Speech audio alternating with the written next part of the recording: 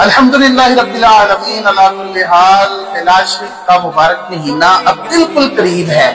اور یقین مانیں کہ لوگوں کے چہرے جو ہیں وہ مرجھائے جا رہے ہیں۔ وہ یہ سوچ رہے ہیں کہ میلاد پر ہمارا کیا بنے گا۔ اب یہ پوسٹیں شروع ہو گئی ہیں کہ جناب میلاد پر کسی کی بیٹی کی شادی کر دو، میلاد پر تم جو ہے وہ کسی غریب کا گھر بنا دو، کسی کو لینٹر دلوا دو۔ ہم ایسے لوگوں کو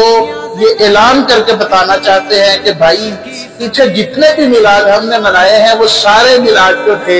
وہ میلاد کے نام پر تھے، لیکن اب جو میلاد منانے جا رہے ہیں نا یہ 1500 سالہ جشن ولادت ہے۔ اور اس سال ہم نے جو جشن میلاد منانا ہے نا، اعلیٰ حضرت رحمت اللہ تعالیٰ علیہ کے اس شعر کا مصداق ہوگا کہ حشر تک ڈالیں گے ہم پیدائش مولا کی دھوم، مصر فارس نجد کے قلعے گراتے جائیں گے،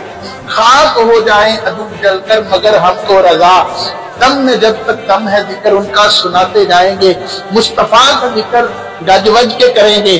جن لوگوں کی بیٹیوں کی شادیاں ہیں اور وہ میلاد کے انتظار میں بیٹھے ہوئے تھے، خدا کا واسطہ ہے میلاد سے پہلے اپنی بیٹیوں کی شادیاں کروا لینا، ورنہ ہمارے